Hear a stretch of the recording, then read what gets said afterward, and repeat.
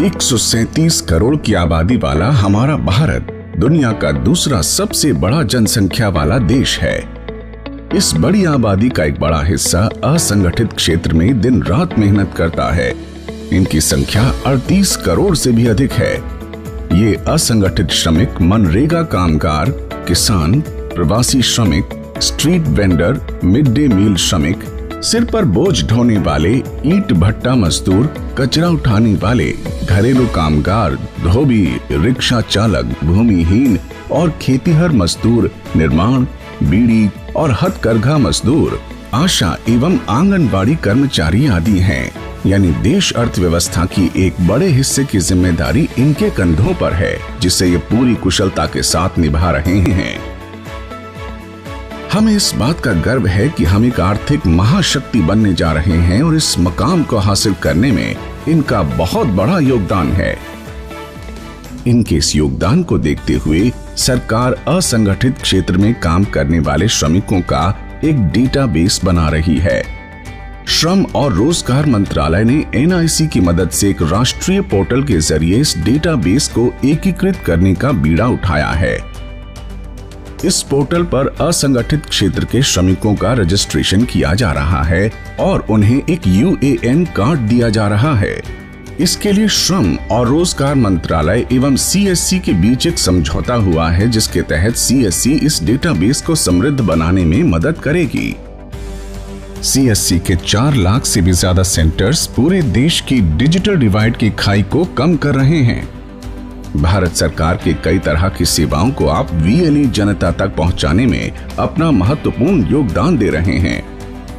इसके तहत आप असंगठित क्षेत्र के श्रमिकों को मंत्रालय की ई-श्रम पोर्टल पर रजिस्ट्रेशन करवाने में मदद कर सकते हैं।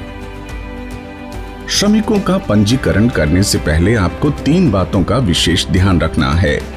पहला, पंजीकरण करवाने वाले श्रमिक की उम्र 16 साल से ऊपर और 60 साल के अंदर होनी चाहिए। दूसरा, श्रमिक इनकम टैक्स का भुगतान नहीं करता हो। और तीसरा, श्रमिक EPFO और ESIC के सदस्य न हों। अगर श्रमिक ये सभी शर्तें पूरी करते हो तो आप उनका रजिस्ट्रेशन कर सकते हैं। इसकी शुरुआत करते हुए सबसे पहले आप CSC के डिजिटल सेवा पोर्टल पर जाएं। लॉगिन करके वहां ई-श्रम सर्विस सर्च करें। यहां आप ई-श्रम के पेज पर रजिस्ट्रेशन थ्रू CSC डिजिटल सेवा पर क्लिक करें। इससे आप अपनी ई-श्रम के डैशबोर्ड पर आ जाएंगे। यहां आपको अब तक हुए रजिस्ट्रेशन की पूरी समरी दिखाई देगी। अब श्रमिक को रजिस्ट्रेशन करने के लिए न्यू UW को चुनें।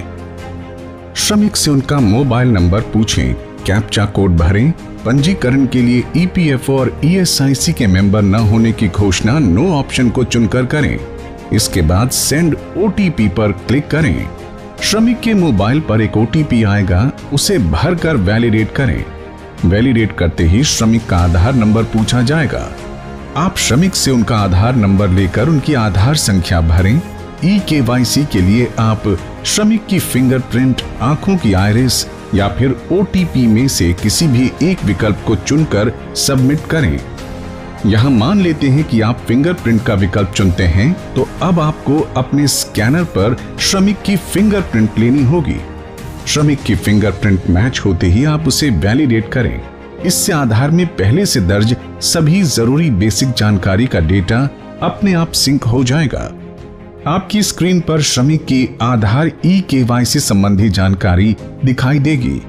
इसके बाद इस प्रोसेस के 5 चरण हैं जिन्हें आपको फॉलो करना है। इसमें सबसे पहला पर्सनल इंफॉर्मेशन है। पर्सनल इंफॉर्मेशन पर क्लिक करें और श्रमिक से पूछते हुए सभी जानकारी भरते चलें।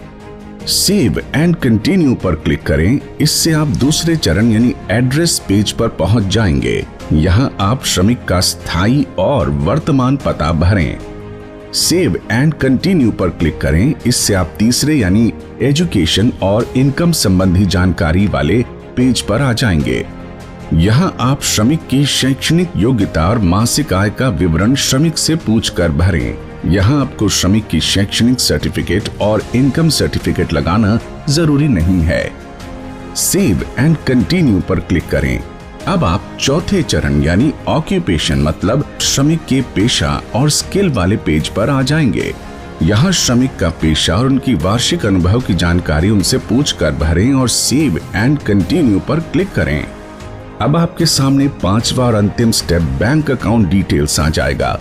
इसमें ये पोर्टल श्रमिक के उस बैंक अकाउंट को अपने आप ऑनलाइन वेरीफाई कर लेगा जिससे श्रमिक का आधार नंबर जुड़ा हुआ है। इसका मतलब अगर श्रमिक के आधार के साथ बैंक अकाउंट जुड़ा हुआ है तो आपको उनसे बैंक अकाउंट विवरण लेने की आवश्यकता नहीं है। यहाँ सेव और कंटिन्यू पर क्लिक करते ही आपको ये पोर्टल प्रीव्यू प्रोफाइल या सेल्फ डिक्लेरेशन के अंतिम पड़ाव पर ले जाएगा। यहाँ अब तक भरी गई सभी जानकारी आपको एक ही पेज पर दिखाई देगी जिसे आप एक अंतिम बार देख सकते हैं। फाइनल सबमिट करने से ठीक पहले आपको श्रमिक से अंतिम सहमति लेनी है, जिसका मतलब ये होगा कि श्रमिक द्वारा दी जा रही सभी जानकारियां और विवरण सही हैं। अगर ये सभी जानकारी सही है तो आप फाइनल सबमिट पर क्लिक करें। इसे करते ही श्रमिक के मोबाइल पर एक OTP आएगा। आप श्रमिक से इस OTP को लेकर भरें। इसका मतलब श्रमिक ने इस पूरी प्रक्रिया के लिए अपनी सहमति स्वयं दी है। सबमिट करते ही स्क्रीन पर श्रमिक का असंगठित श्रमिक UAN कार्ड चमक उठेगा। आप इस कार्ड की एक साधारण प्रिंट निकालकर तत्काल श्रमिक को दे दें। इस UAN कार्ड पर श्रमिक का नाम, उनके पिता का नाम, श्रमिक की जन्म तिथि, जेंडर, व्यवसाय, वर्तमान पता, मोबाइल नंबर, आधार नंबर और 12 अंकों का खास UAN कार्ड नंबर दिखाई देगा। इस पूरी प्रक्रिया में आप श्रमिक संबंधी जानकारी सावधानी पूर्वक भरें। डेटा की एंट्री करने के दौरान किसी भी प्रकार की जल्दबाजी या लापरवाही न करें। आप श्रमिक को ये जरूर बताएं कि ये पूरी सुविधा और कार्ड एकदम मुफ्त है।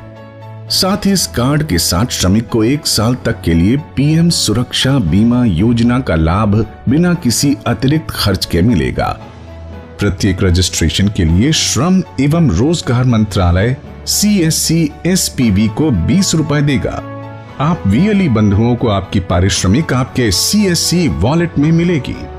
अगर आप VLE बंधु स्वयं भी रजिस्ट्रेशन की सभी शर्तें पूरी करते हो तो आप अपना रजिस्ट्रेशन ई-श्रम पोर्टल पर कर सकते हैं।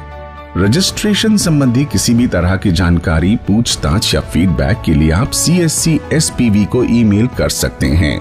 CSC SPV की ईमेल ID है ishram@digmail.in।